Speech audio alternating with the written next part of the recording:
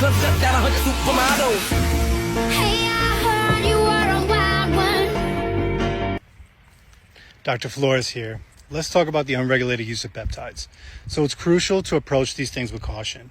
These compounds are great and they're often touted for their potential to enhance performance and well-being, but honestly, they lack any extensive long-term human data. So here's the key. If you're actually going to consider using peptides, don't do it alone. Consult with a qualified physician or healthcare professional, and they can give you that personalized guidance to weigh the risk and benefits for your specific situation. Remember, what works for one person might not work for you. So professionals also have the ability to license and order these peptides from a compounding pharmacy versus the underground. You don't know where that came from, it's not regulated, and you're putting that into your body. So ultimately, a doctor, a medical professional can really help you navigate this complex landscape and ensure that you are making informed decisions about your health. So remember to stay safe, stay informed, and follow me for more. So you're thinking about taking peptides. Don't do it.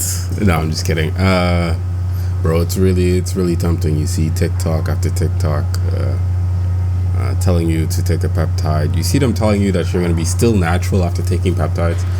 I'll be the first to tell you, bro, we're revoking your natty card if you take peptides, bro. If you take peptides, bro, you're not natural anymore.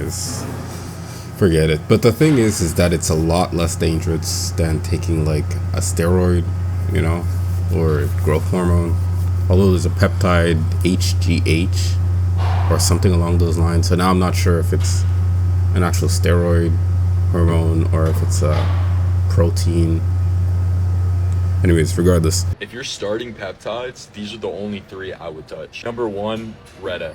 If you want fat loss, this one is the one that will actually keep you consistent. Number two, we're gonna have to go with GHKCU. Nothing beats it for the skin, healing, and that clean glow. Number three, we're gonna have to go with Samax. The focus boost hits instantly and your productivity shoots up. Peptides are the future. You just gotta pick where you want to improve. It's like the more research I do into it, the safer and safer it seems. We have no long-term studies, but it feels like peptides is the future. Unless it comes out all of a sudden that if you stop taking them after 20 years, like your brain slowly starts to melt or something. Your fucking dick falls off or something. Dude, and it's so tempting. You see all these TikToks about people showing like you want to get the natural body faster. But for me personally, it's like I'm already gonna attain my goal regardless.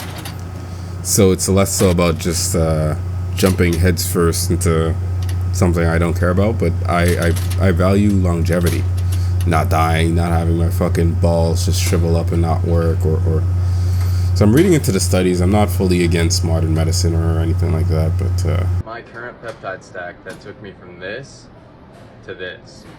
I take retatrutide 3.5 milligrams every 3 days. Take 2 milligrams of GHKCU every day, and 200 micrograms of melanotan 2 to 3 times per month. it's always better to lean on the side of caution.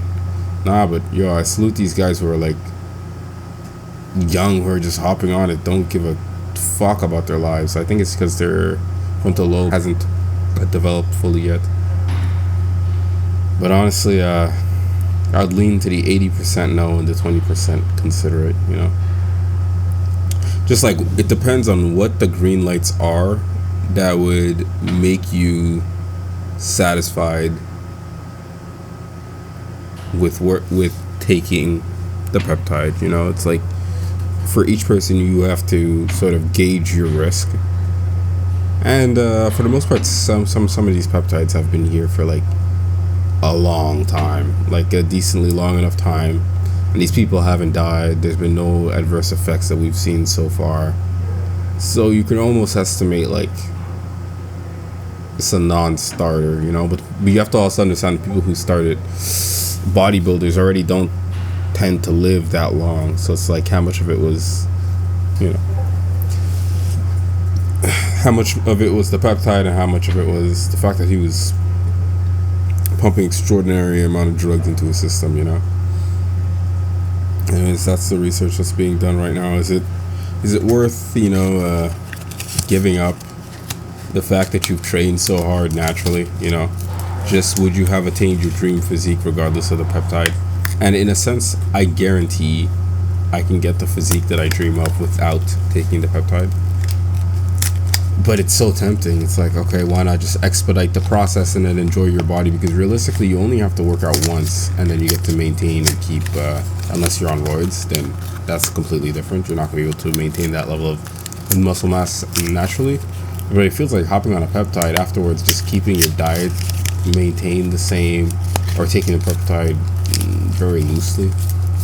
Anyways, I don't want anybody to claim I'm a fake natty in the future, but no, I'm leaning on 80% not taking it.